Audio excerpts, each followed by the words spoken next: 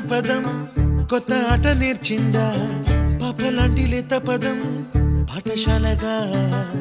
కూనలమ్మ జానపదం పల్లె దాటి వచ్చిందా చవళిల జానతనం పాట చూపగా కుంచెలో తాగే చిత్రాలు ఎదురొచ్చేలా అంతటా